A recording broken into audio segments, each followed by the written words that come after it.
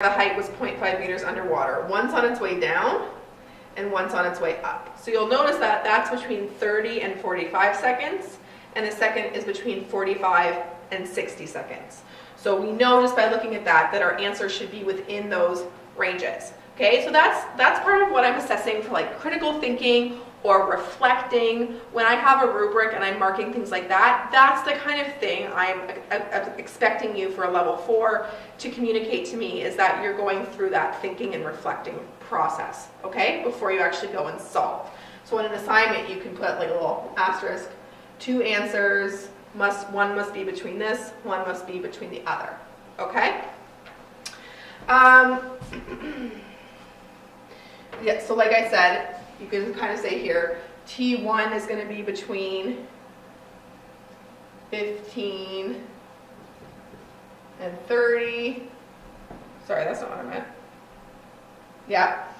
And T2 is between 30 and 45. So it's even better if you use mathematical vocabulary, which, yes, this is vocabulary in math. You know, this is a language. So using this, instead of writing must be between 15 and 30, it's better to use this type of notation, okay? Then that goes to communication and how well you use mathematic vocabulary and notation throughout your any assignments or tests or anything I'm looking at, any reports on a project or anything. Okay, so now I set this cos of 6t equal to negative 0.5, and I'm looking for t between 0 and 60. You have to include this anytime you have a sinusoidal or cosine function, because otherwise there's infinite answers, okay? So you always have to include the range at which you're looking at. So this is very similar to example 2 from yesterday. The difference being is that we're dealing with cos now instead of sine. So I do encourage you to pause the video at this point and see if you're able to do this on your own. I do believe that you would be able to. I hope that you're able to. And now I'll do it and I'll take it up. So pause the video. Okay, so I hope you should have gotten 20 seconds and 40 seconds. So if you did, yay, you can just confirm how to do that here. If not, watch me. So you have to let u be equal to 6t, because we can't divide by 6, wah, wah. So we just let this be 6t. So because we're changing this to 6t, that means we're multiplying this by 6 to 360, and we're multiplying this by 6 to 0. So really we're solving cos of u equal negative 0.5, where u is between 0 and 360. So we're just looking at one cycle. Okay, these are in degrees, whereas that was in time. So back to our Cartesian plane, there's two quadrants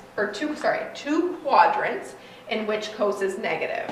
Quadrant 2 or quadrant 3. Again, using their cast rule or the fact that cos is negative. So we have u1 being here and u2, one love, being right there. Okay, they both share a common beta. So here's the beta that goes with u1, and here's the beta that goes with u2. They're both the same size. Okay, both betas are the same because they have the same cos value.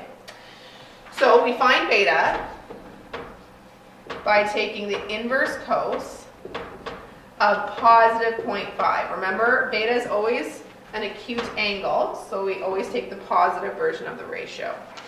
So that will spit back to us 60 degrees. Okay, so from there, u1 is equal to 180 degrees minus 60. So that is 120. And u2 is 180 plus 60, so that's 240.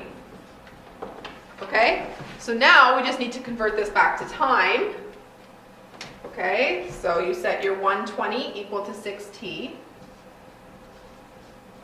That's t1. So t1 then is 20 seconds. 120 divided by 6 is 20. And for T2, you set 240 degrees equal to 6t. So T2. So T2 is equal to 240 divided by 6 is 40 seconds. So therefore, your therefore sentence now. Therefore, the basket will be underwater at 20 seconds and 40 seconds within the first minute. So there you have it. That's the graph of cosine. It's very similar to the graph of sine. It's just the values are slightly different. So thanks so much for watching today, and I hope you learned lots.